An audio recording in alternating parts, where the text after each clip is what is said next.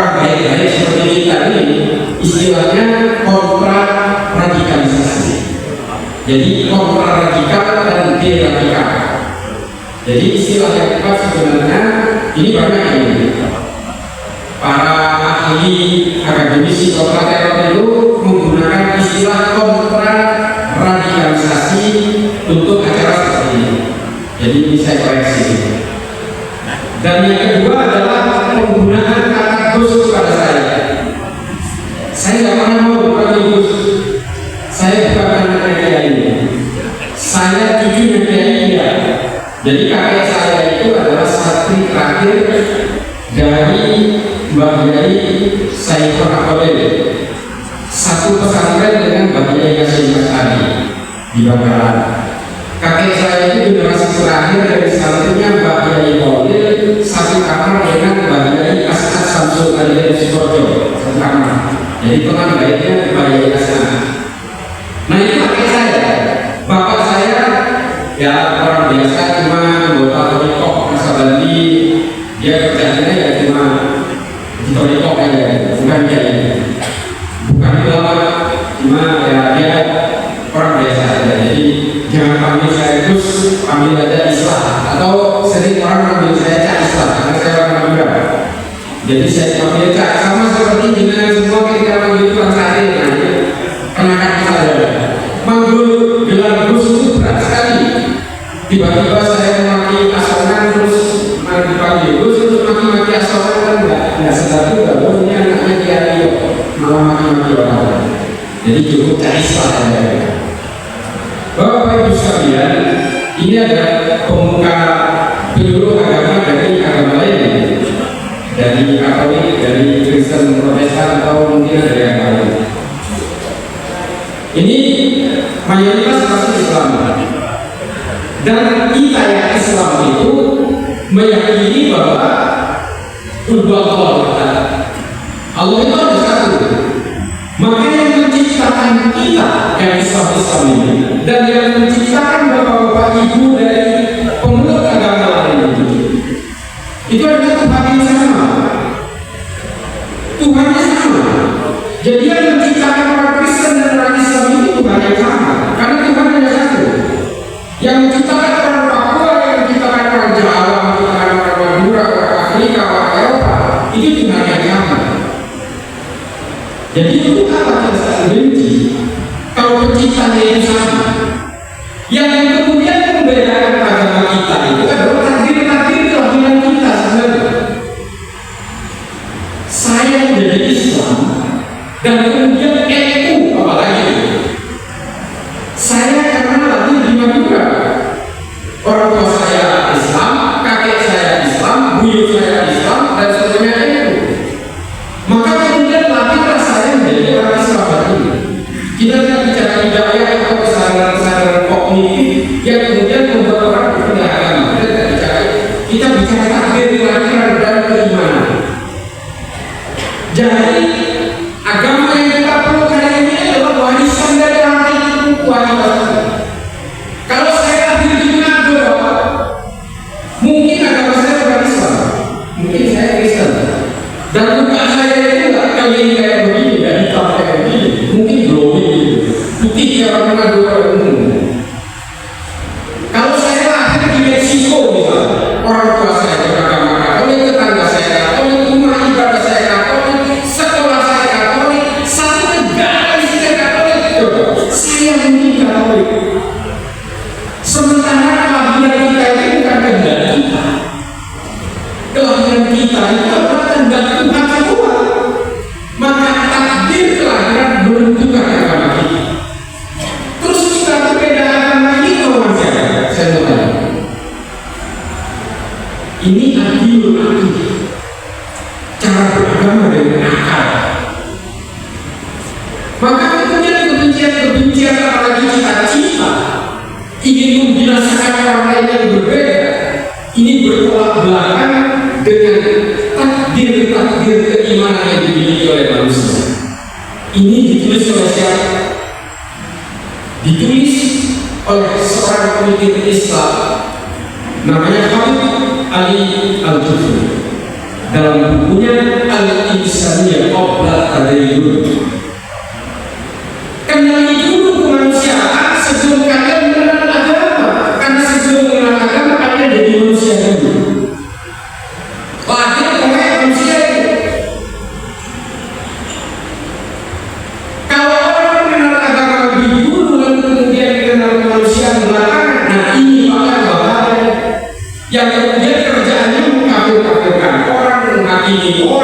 karena tahlilan dikafirkan, karena maulidan dikafirkan, ziarah kubur dikafirkan, dia merasa bahwa hanya dia yang akan masuk surga, padahal yang berbeda dari dirinya akan masuk neraka.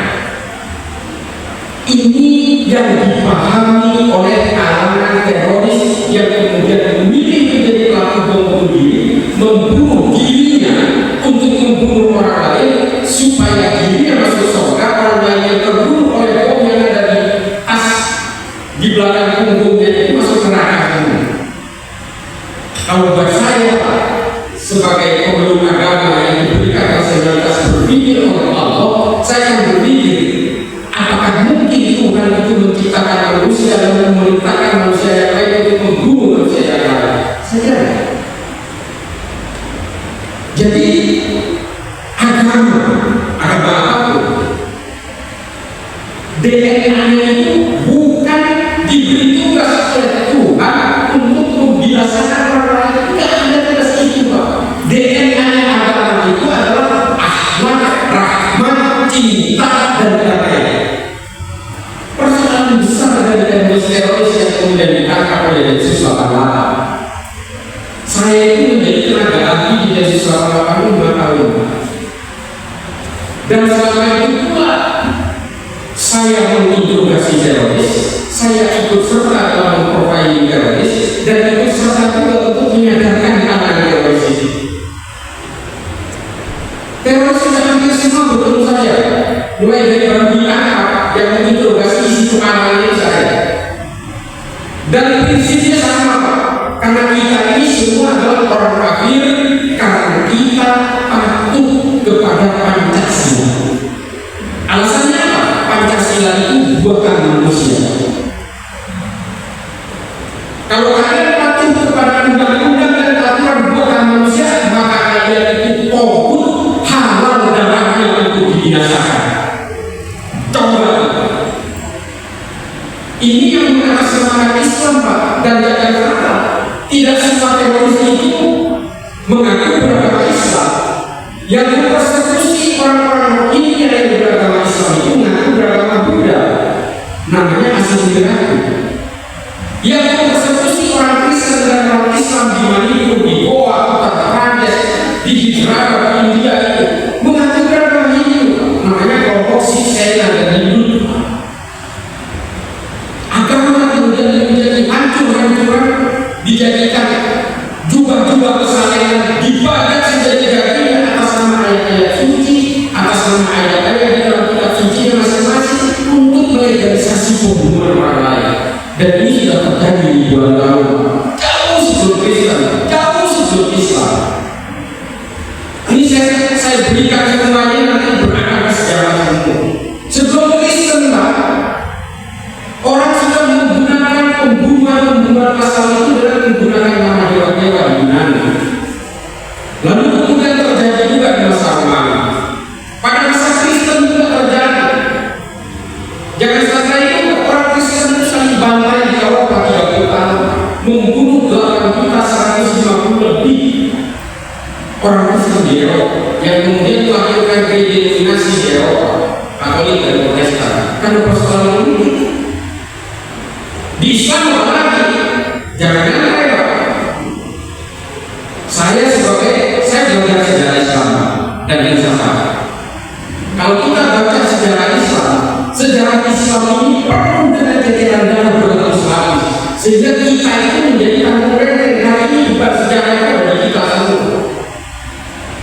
Jadi kalau ada orang Islam lebih memilih menjadi teroris, itu sama saja dengan merusak sejarah-sejarah Islam untuk diangkut dan kesalahan ke hari ini. Jangan, Pak. Kita akan tahu, Pak. Sayyidina Utsman dibunuh oleh sesama orang Islam, Sayyidina Ali dibunuh oleh sesama orang Islam, oleh Abdurrahman bin Muljam al-Qadhimi dan Amir bin Bakar al-Qadhimi di Masjid Jami di Kufah di Irak. Sebelum dia dikafirkan dan dibunuh Sayyidina Ali, bahwa Sayyidina Ali adalah kafir, setelah dikafirkan baru dibunuh.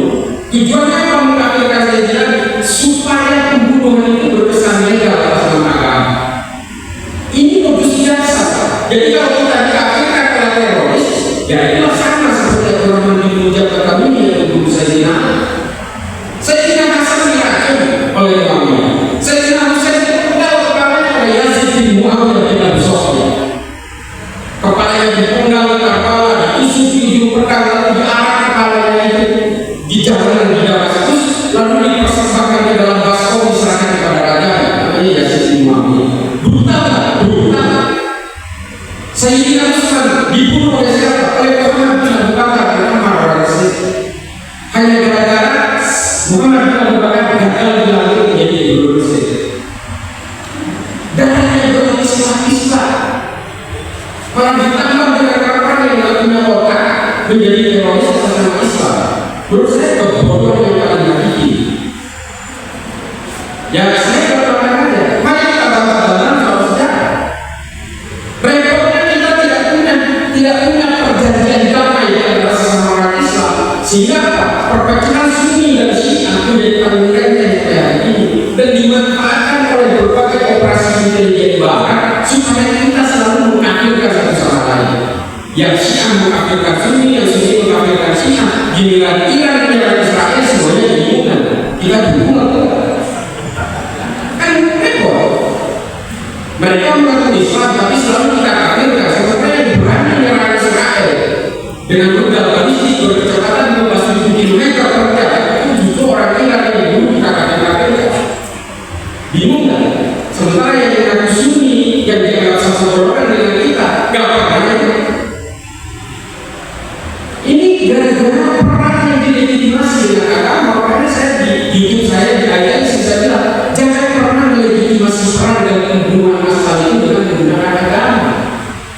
Kesengajanya Islam apa lagi? Sejarah Islam. Enggak apa ya? Kalau ibu sekalian saya kasih skill, saya kasih rasanya tentang Islam. Tapi sampai nanti jangan pindah agama sama saya. Islam itu pernah menguasai Eropa. Hampir 6 abad menguasai Eropa. Mulai dari Semenanjung Iberia, Andalusia, sampai ke Toulouse di Prancis itu dikuasai oleh kerajaan-kerajaan Islam. Toledo, yang namanya Barcelona, Alhambra, semua itu nama Islam dulu. Madrid, itu semua itu berbasis bahasa Arab semua karena dulu dikuasai oleh kerajaan Islam. Setelah hampir 6 abad dikuasai, lalu kemudian runtuh kerajaan Islam itu sehingga semua orang Islam yang ada di Eropa itu dibaptis aksa menjadi Kristen, menjadi Katolik. Coba, apa yang disisakan dari politik ini? Enggak ada yang disisakan. Terpuruk sekali. Makanya juga dia di YouTube saya, di dalam politik semua agama itu mengalami keterbukaan. Ketika agama itu dianggap bisa dijalankan dengan ekspansi politik, pada akhirnya runtuh pelan-pelan dan habis semua. Nggak Kristen, nggak Katolik, nggak Hindu, nggak Buddha, nggak Islam, semuanya sama. Maka kemudian satu kunci yang bisa menjayakan agama, terutama Islam, terutama Kristen, ilmu pengetahuan. Islam pernah jaya sejaya-jaya karena ilmu pengetahuan. Kristen pernah jaya sejaya-jaya karena ilmu pengetahuan. Katolik pernah jaya sejaya-jaya karena ilmu pengetahuan. Demikian juga dengan Hindu dan Buddha, terutama Islam. Pak, yang baca matematika angka 0 itu ditemukan oleh seorang pemikir Islam asal Persia di Andalus, namanya Al-Khwarizmi. Kata algoritma itu diambil dari namanya beliau. Angka 0. Kalau nggak ada angka 0 kita tidak mengenal ratusan, ribuan, jutaan, miliaran, triliunan, kita kenal tidak. Angka itu tetap ada satu dan sendiri. Nanti menemukan Al-Khwarizmi namanya teori fermentasi, teori oksidasi. Penemunya itu seorang ahli fikih dari Baghdad, namanya Jabir bin Hayyan. Oleh UNESCO ditetapkan sebagai bapak kimia modern. Yang menemukan tumbuh-tumbuhan beracun atau tidak beracun ini harus dimasak, ini bisa dimakan mentah dan sebagainya. Itu seorang pemikir Islam, ilmuwan, ahli biologi Islam, namanya Abu Bakar Ahmad Al-Ghazali. Judul bukunya An-Nabat. Kata nabati itu diambil dari ini. Musik. Nah ini musik ini. Ini orang-orang Wahabi kan menggunakan musik. Saya kasih tahu sejarahnya. Orang-orang Wahabi kan menggunakan musik. Belum rokok nih. Saya perokok. Nah ini kalau kita menggunakan rokok, pemanggung itu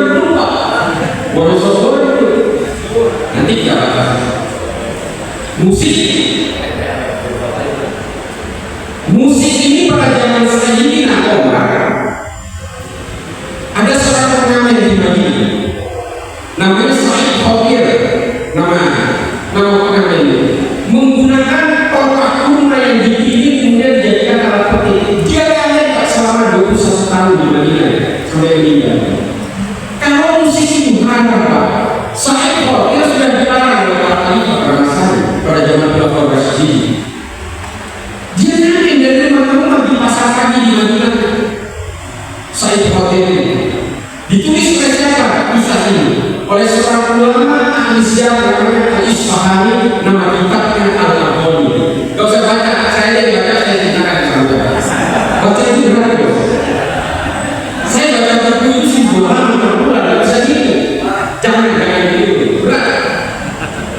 Lalu kemudian ada seorang ulama dari Irak namanya Ibrahim Al-Mausili yang berhasil mengumpulkan seluruh alat musik dari semua kabilah di Arab lalu dipertunjukkan di Baghdad pada zaman Bani Abbasiyah. Haram. Kalau haram pada zaman itu benar. Nah kemudian ada seorang ilmuwan Islam pada abad ke-11 menemukan notasi dasar musik namanya Al-Kindi. Doi Kasor, makanya musik Arab itu notasinya tidak ada ini, Pak.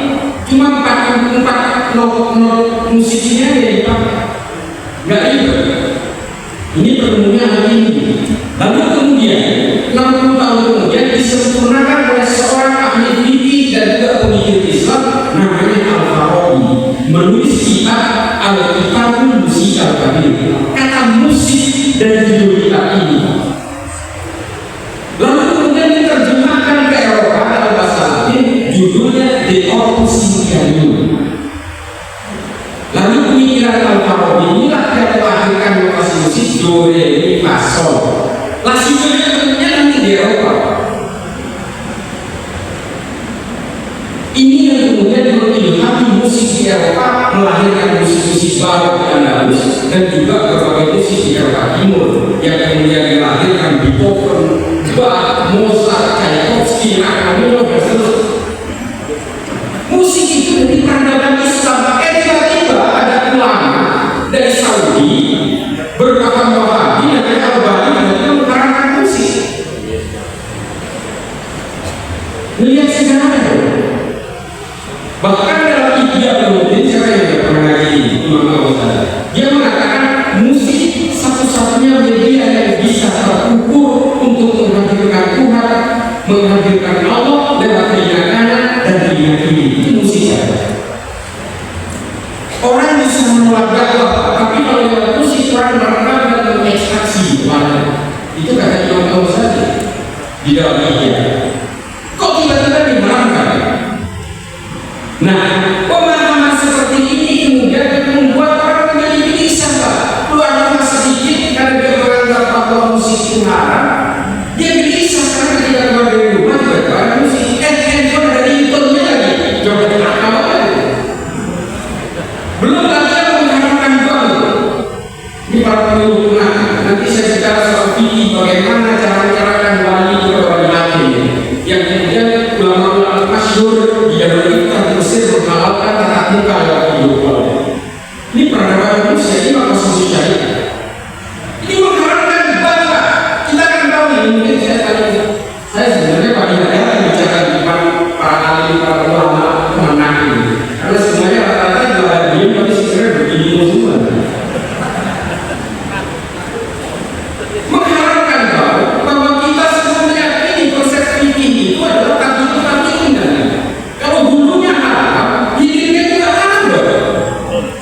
Kalau bir itu haram, maka menjadi tempat yang dipabrik bir itu juga haram dong. Kalau whisky itu haram, bukan kantin di karyawan yang pabrik whisky itu haram penghasilannya, kan itu konsepnya. Karena pengharaman sebetulnya itu holistik. Ya, kalau whisky itu haram, ketika kita membuat adonan kue diteteskan satu tetes atau whisky di dalam kue, maka itu jadi haram semua. Kan gitu konsep ini.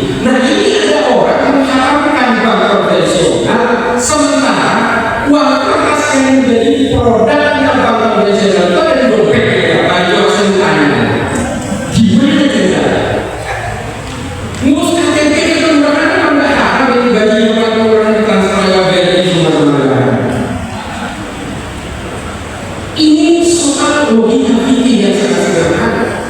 Maka kemudian dalam Asyur Mesir dan mereka mengatakan riba haram ya Allah Ta'ala haram riba itu jelas banget.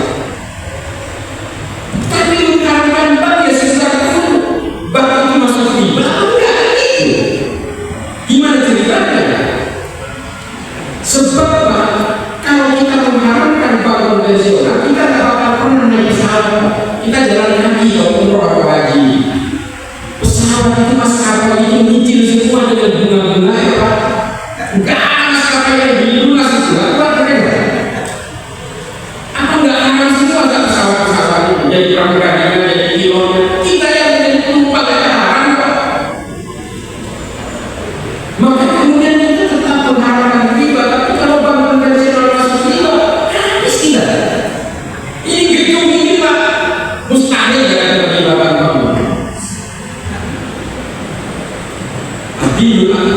Nah ini adalah gambaran rokok.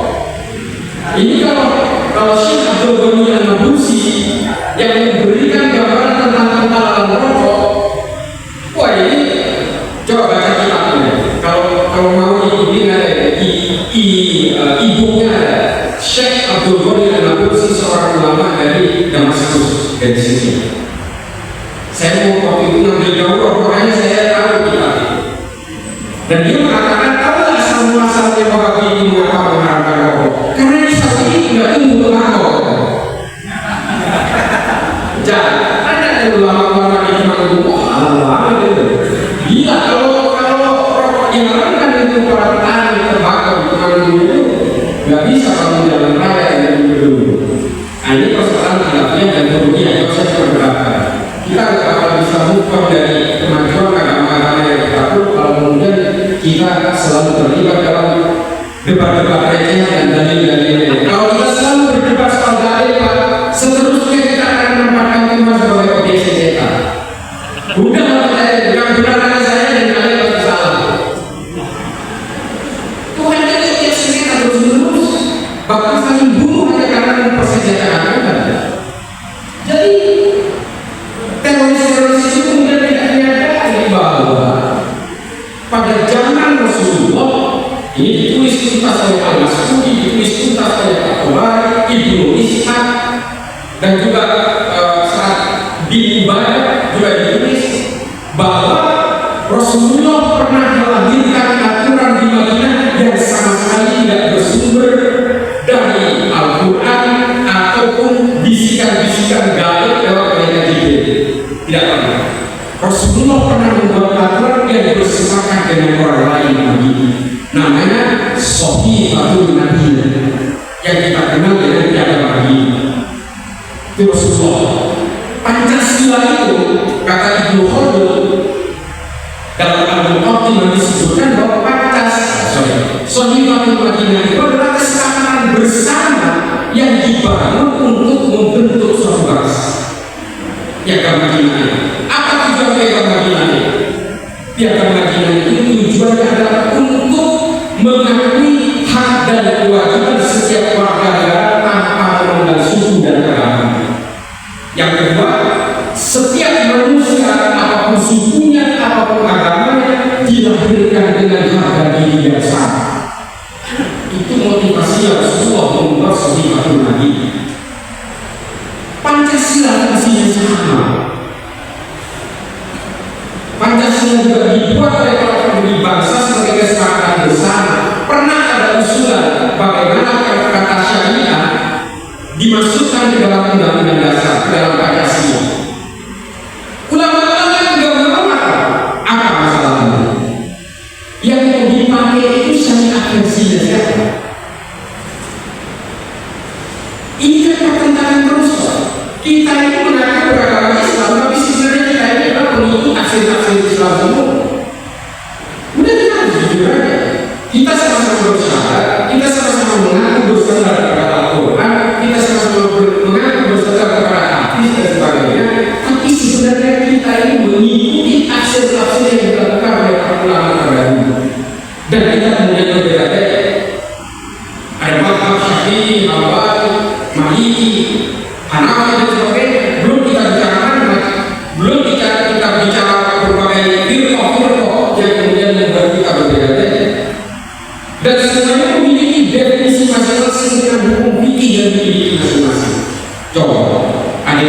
Timur, ada yang enggak.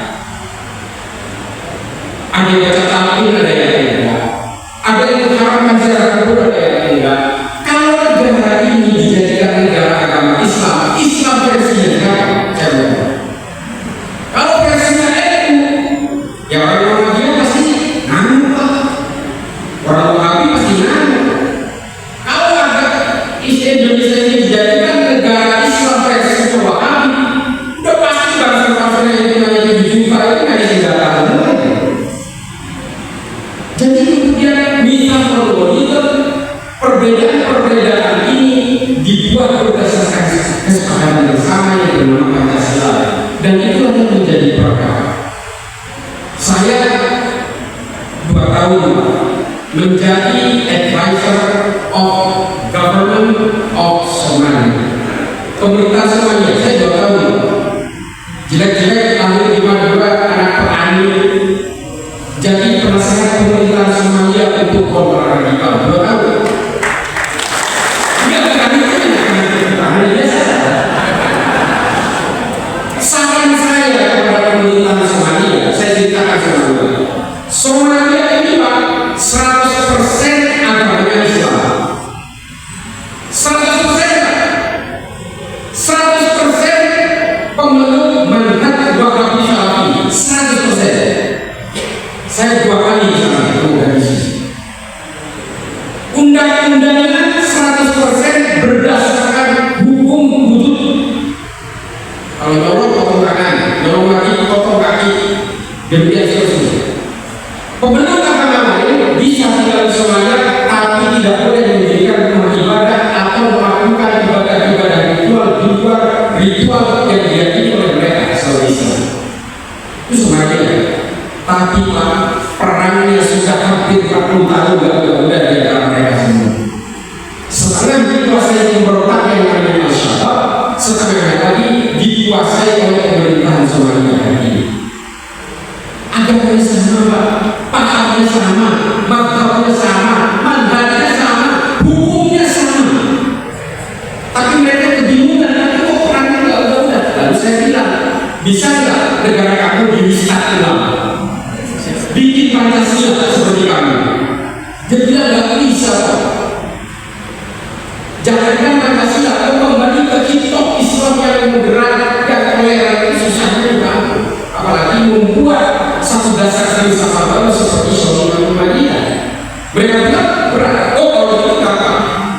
Buat organisasi seperti di Indonesia, Muhammadiyah dan NU, itulah lebih nggak bisa lain. Di sini semua orang dikumpul seperti Islam. Meskipun ada satu kelompok kecil yang ini kabur ke Kenya, namanya kelompok Azadiyah, kelompok Toriko, kelompok Majlis Zikir yang sekarang terusir ke pinggiran Sungai Islami di Kenya. Kabur dari Zambi. Ini daerah-daerah yang sudah saya datangi itu terusir semua. Nggak boleh ada orang yang berbeda sedikit pun di sana. Kalaupun ada orang Kristen atau Katolik di Somalia itu ekspat yang bekerja di pabrik-pabrik minyak.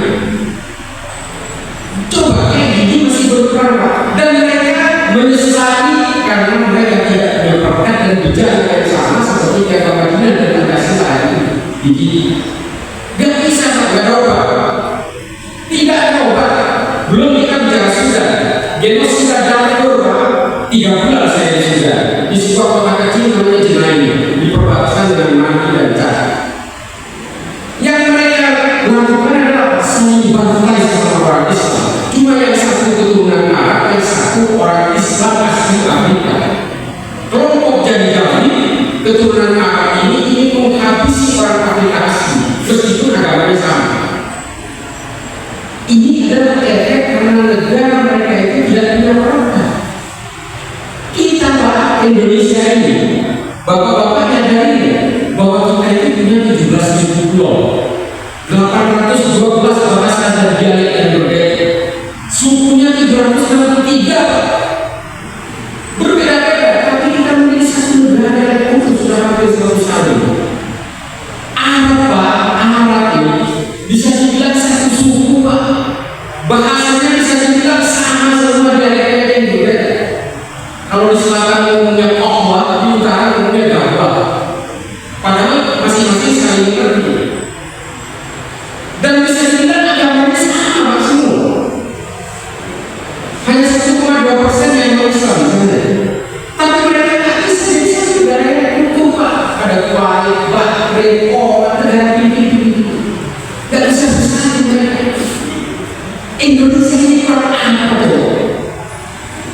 Nah, ini adalah gambaran bahwa yang namanya Saqifatul Madinah itu sebenarnya terwujud di sini, dan inilah yang diharapkan oleh kelompok teror, karena mereka merasa bahwa Indonesia harus sama dengan saya semua, tidak boleh ada yang berbeda. Kalau ada yang berbeda harus kita binasakan.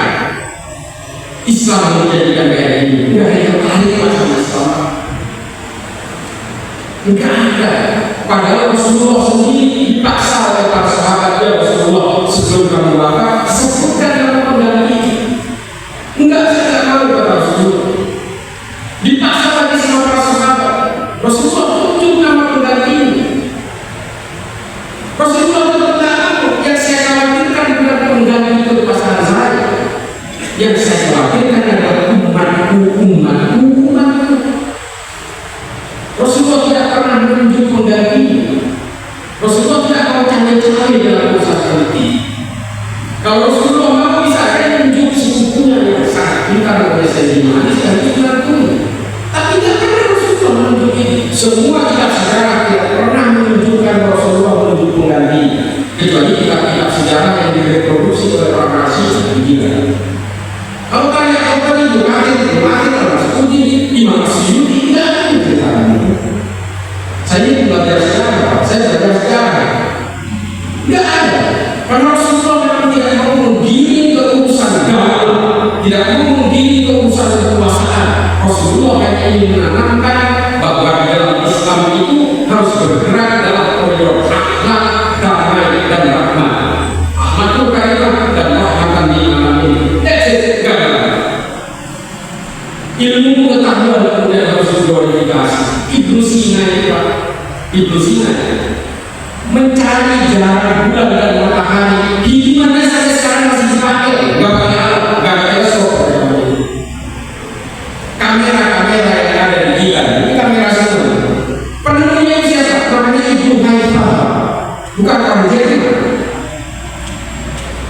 Ini adalah hasil pemikiran. Jangan-jangan kemarin waktu COVID, Pak, itu adalah hasil perempuan antara satu pendeta Katolik namanya Al-Ibri dan seorang ahli kedokteran Islam namanya Imam An-Nawawi. Kemarin kan COVID jaga-jaga karena mereka pada zaman Kokun Amos, pandemi Kokun Hitam itu di Arab, korbannya adalah jamaah masjid dan jamaah gereja. Sehingga dua orang pemuka agama ini rembukan, gimana caranya supaya pandemi ini tidak terbawa di tangan kita? Akhirnya diputuskan jaga-jaga. Jemaah gereja dan jemaah Islam waktu Jumatan itu stopnya diredakan. Ketemulah jaga-jaga distancing. Dan ditulis dalam jurnal kesehatan pertama di dunia di masa kepemimpinan Islam, namanya Akhbari Wabula. Indah Pak, kalau kita semua kembali ke ilmu pengetahuan, kita tidak sibuk untuk membinasakan orang lain. Kita tidak bisa keyakinan orang lain, kita semua ingin memajukan peradaban manusia.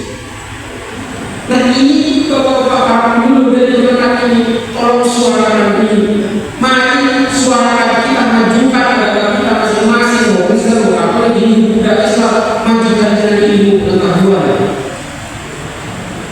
Yang paling terakhir, sebelumnya jawab, hari ini belakangan ini mungkin fenomena ini berasa. Banyak orang yang lebih meyakini ateisme daripada agama. Karena ruang agama tidak menyediakan ilmu pengetahuan tentang berbagai pemikiran yang ilmiah. Kita menjauh dari itu, Pak. Kita hanya sibuk dengan soal-soal fikih yang sebenarnya diputuskan oleh para ulama atau ulama. Nah, Stephen Hawking membuat trilogi buku tentang teori penciptaan alam semesta. Judulnya Big Bang Theory dan Black Hole. Kesimpulan Stephen Hawking, Tuhan itu tidak ada. Alam semesta ini terjadi karena hukum fisika namanya mekanika kuantum. Terjadi karena Big Bang, ledakan besar, sehingga menciptakan pusat gravitasi tidak terbatas yang disebut dengan black hole. Ini yang diyakini oleh anak muda itu. Terus kita bisa apa? Nggak bisa, kita nggak bisa menyajikan dari kitab suci masing-masing tentang penciptaan alam semesta ini. Jadi kalau anak muda di satu hari ini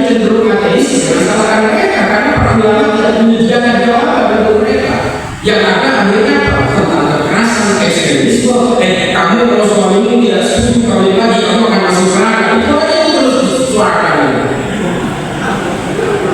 Coba, maaf ibu, saya termasuk orang yang paling tidak setuju poligami, karena saya yakin saya bisa berubah hati.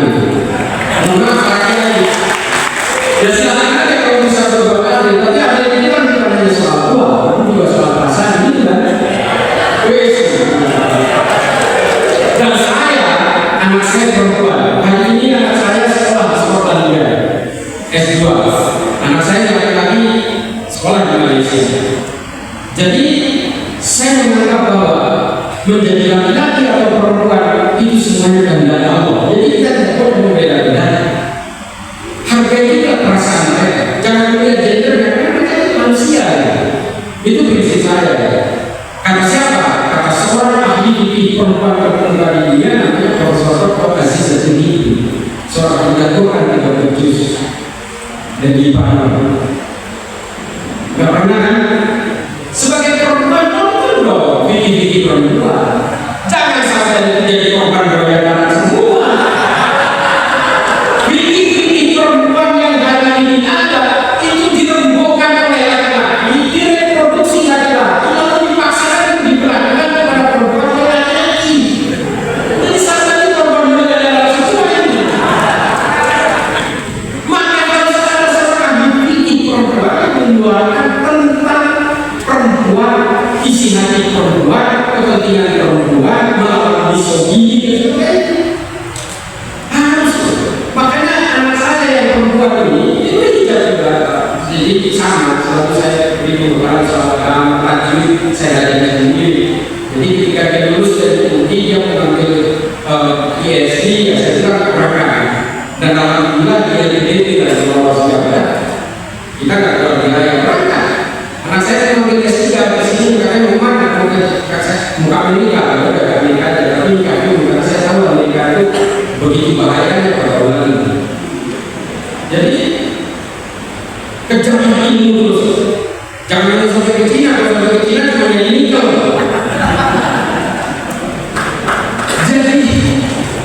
Jadi mari kita semua tinggalkan berbagai jubah pemikiran kita tentang masalah. Saya kemudian untuk mencari jawaban dari Stephen Hawking ini, saya harus berpengalaman berdebat. Saya melakukan diskusi dengan berbagai pakar ilmu tentang alam semesta ini di Berlin dan ketemu dengan beberapa pemikir Islam di Tasanggalan di sana. Dan saya menemukan sebuah kitab tafsir Al-Quran yang ditulis oleh Syekh Muhammad Wahid bin Asyur. Judulnya At-Tahrir wa Tanwir. Di dalam tafsir ini dikatakan alam semesta ini terjadi karena ledakan besar berdasarkan surat Al-Qur'an dan Al-Kabur. Menurut Syekh Muhammad Wahid bin Asyur, terjadinya ledakan itu disebut dengan teori al-intisal wal intisal akibat sambaran petir dan juga air. Kurang lebih sama dengan teorinya Stephen Hawking. Sama di dalam Genesisnya Alkitab dikatakan teman-teman dari Kristen dan atau juga ada yang cuma kita tak pernah mengeksplor.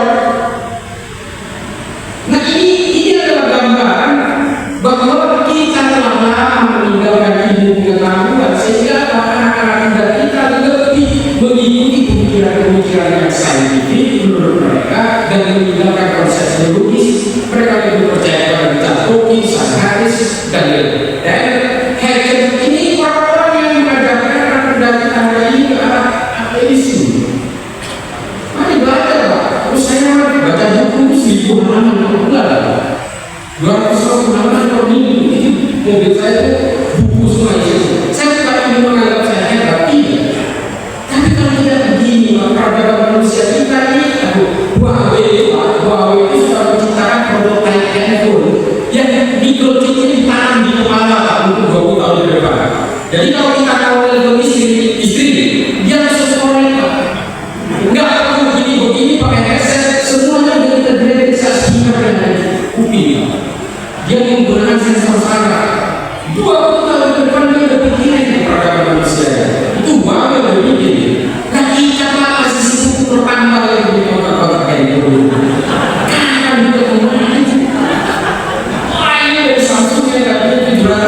diambil mana kita menjadi orang terus Pak, menjadi sasaran pangsa-pangsa. Sementara kita masih sibuk dengan bikin-bikin media yang sebenarnya nggak jelas. Bagaimana cara melindungi supaya halal ketika istri kita sedang haid? Itu ada cara yang dipikirin. Udah kalau lagi kayak ini jangan sentuh. Susah amat itu. Celana itu harus tinggal. Karena dulu Rasulullah itu kalau pakai celana harus tinggal. Pak, hadis tentang Rasulullah pakai celana itu gimana sih? Janganlah hal-hal yang demikian dan hilafnya yang sudah terjadi dalam satu diperdebatkan. Kita itu menghadirkan ilmu pengetahuan di dalam Islam ini gimana caranya, di dalam Kristen gimana caranya. Karena ketika orang sibuk dengan ilmu pengetahuan, orang itu akan meninggalkan kebencian-kebencian yang sudah doktrinal. Orang akan mencari jawaban dari dogma-dogma yang sudah dijadi kepada kita sejak kecil. Agama ini bukan dogma, enggak, semuanya bisa dinalar karena semuanya bersumber dari ilmu pengetahuan dalam kitab suci masing-masing. Gitu loh. Jadi apa ya? Saya itu apa sih baca buku yang tidak saya baca? Saya tidak kenal, tapi saya yang dipamerkan bahwa ikro sebagai ayat pertama dalam Al-Quran itu dijalankan dengan membaca. Saya bukunya komunis Pak, saya udah hafal semuanya. Dasar kita, data tradisional, dasar fikih, semua saya baca. Mulai dari Trotsky, Lenin, semua saya baca Pak. Nah, boleh bukan saya tidur, tapi setidaknya Pak, kalau teman bisa baca, kalau tidak terima, percaya aja lah itu. Baca itu susah Pak, maksudnya apalagi buku-buku filsafat, apalagi tahapun apelasi ada tahapun dan lurus. Itu bahasanya jima sekali. Belum bicara soal filsafat Katolik, semua logika dari satu pemahaman, belum dari Immanuel. Semua sebanyak pemikir-pemikir hari semua buku saya ini tahu kepada kita ini siapa. Belum bicara soal Richard Dawkins terakhir sebenarnya. Richard Dawkins itu ahli neuroscience dari Inggris. Dia mengatakan Tuhan itu ada. Tuhan manusia itu adalah 2 miliar urat saraf yang ada di badan manusia. Kalau urat sarafnya tidak komplit, manusia akan dijaga. Kalau manusia ditebas lehernya sampai putus, manusia pasti mati. Karena penghubung saraf kalau ada sensor motorik ada di leher. Kalau kamu menganggap Tuhan bisa menghidupkan orang yang sudah ditebas leher, itu bohong besar. Karena Tuhan manusia itu adalah urat saraf. Sampai melawan dimana kalau begini. Ayo.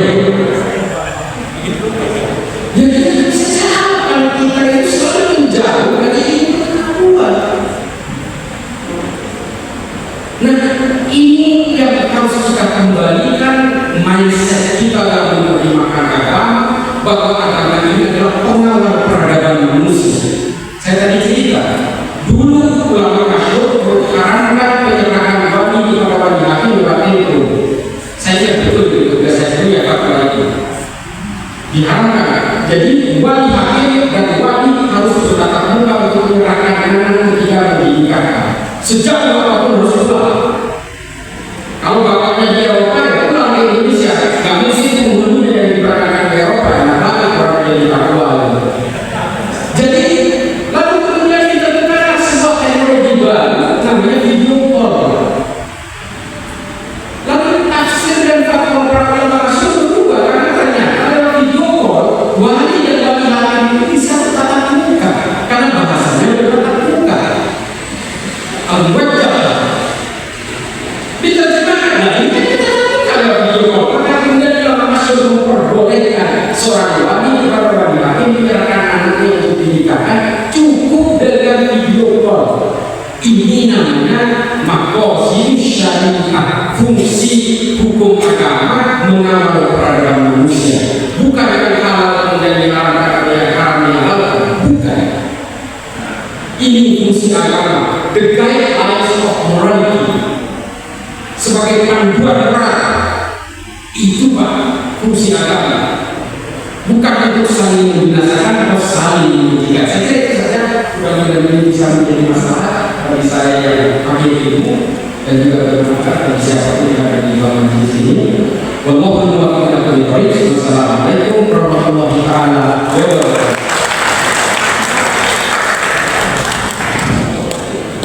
Ya, sudah bisa yang beliau sampaikan dan tentu itu menarik untuk kita mencari mengajukan pertanyaan. Mungkin juga harus